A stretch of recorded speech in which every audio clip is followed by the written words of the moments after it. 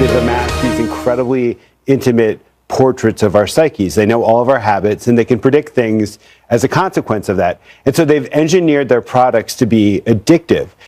It's creepy, right? That was Franklin Foer, author of World Without Mind, The Existential Threat of Big Tech, talking to us about this, from Facebook to Apple and Twitter. Big tech companies under growing scrutiny these days, facing similar questions to what the tobacco companies faced 20 years ago, that they're making their products addictive to suck us in for their profit. And are they endangering our health at the same time? Just yesterday, tech health advocates hosted a conference in Washington, D.C. And while the major tech firms did send a few representatives, the major CEOs were invited.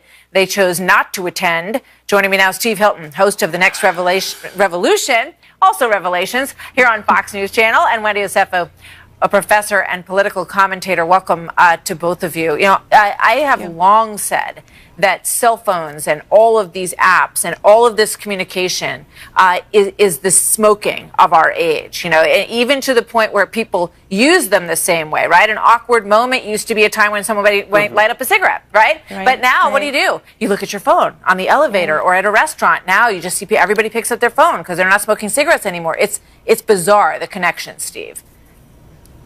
That's exactly right, Martha. And the thing that everyone has to understand is that that addiction that you describe, that is part of the Silicon Valley business model. It's at the core of what they do. I run a tech company out here in Silicon Valley, and I remember when I was raising money for my startup, the venture capital folks that you're pitching to, they literally ask you the question, how are you going to make it addictive? They use that exact word because that's how they generate the returns that they want to see. And the trouble is, it's causing real disaster in our society, in families, in people's relationships, but especially amongst children, where research has just shown us now the really damaging effect that all this addiction has, particularly on young people. It's a social disaster in the making. We have to do something about it. It's so destructive. And, you know, they talk about FOMO, fear of missing out, and it glues them literally to their phones, and they have to keep in touch with each other or they lose the chain from one person to another. And they think it's fun, but they're kids, you know, and they don't realize how much it's addicting them. Wendy, you know, in terms of regulation, what form will that take? You know, I think it has to take some sort of regulation because the kids are really the big issue here.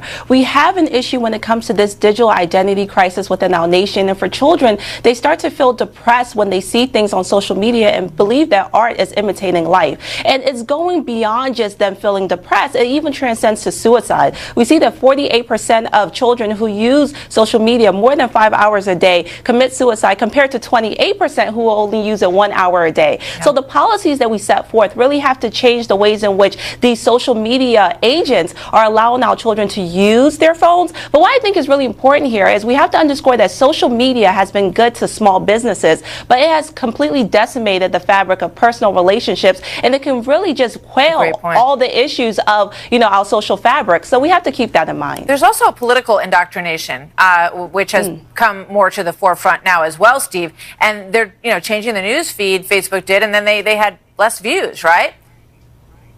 That's exactly right. And also you see the way that, as you bringing those 2 points together, the addiction and the kind of biased information. Just today we saw reporting in the Wall Street Journal about how YouTube are feeding people videos based on their algorithms that actually take them further in the direction of extreme content and conspiracy theories, and it's really distorting our political debates. There's just one thing I'd like to say about the regulation. I've been arguing for many years that actually for children we should treat it exactly like smoking and ban smartphones for children. I think all parents would welcome that. It would actually help them enforce the rules.